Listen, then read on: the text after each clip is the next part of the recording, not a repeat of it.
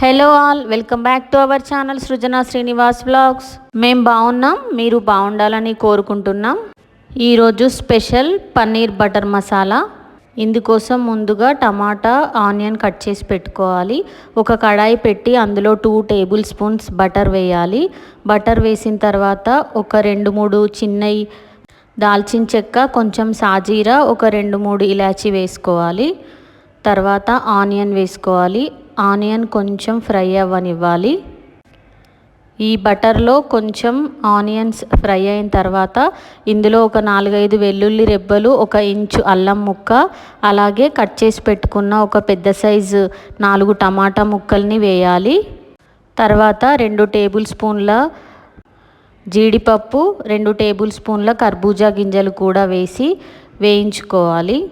ఇది మంచిగా మగ్గనివ్వాలి బటర్లో. ఇందులో 2 టేబుల్ స్పూన్ల గసగసాలు కూడా వేసుకోవాలి. మొత్తం ఫ్రై అయిన తర్వాత తీసి ఇలా ప్లేట్లో పెట్టుకోవాలి చల్లారేదాకా. దీన్ని ఇప్పుడు ప్యూరీలా మిక్సీ చేసుకోవాలి. ఇవన్నీ మిక్సీ జార్లో వేసుకొని ఫైన్ పేస్ట్ లాగా, మరీ ఫైన్ పేస్ట్ లాగా చేసుకోవాలి. అప్పుడైతేనే పన్నీర్ బటర్ మసాలా టేస్ట్ చాలా బాగుంటుంది. ఇప్పుడు కడాయి పెట్టి అందులో మళ్ళీ ఒక టేబుల్ స్పూన్ బటర్ వేసుకొని అందులో కొంచెం జీలకర్ర వేసుకోవాలి. జీలకర్ర కొంచెం వేగాక ఇందులో రుచికి సరిపడా కారం, ఉప్పు వేసుకోవాలి.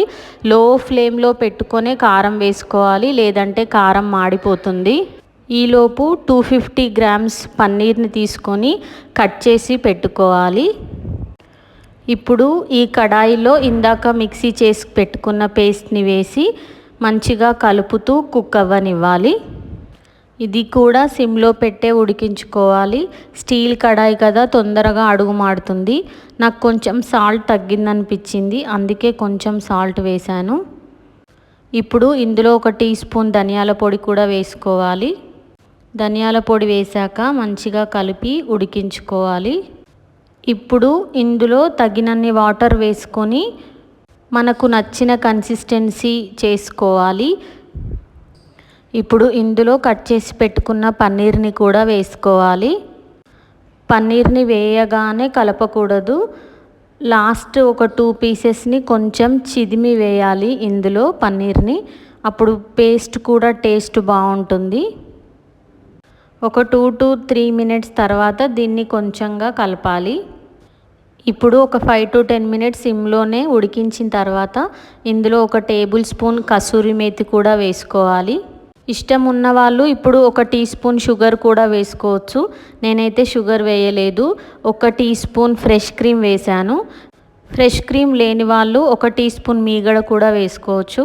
ఫైనల్లీ ఇందులో కట్ చేసి పెట్టుకున్న కొత్తిమీర వేసుకుంటే ఎంతో టేస్టీ అయిన పన్నీర్ బటర్ మసాలా రెడీ.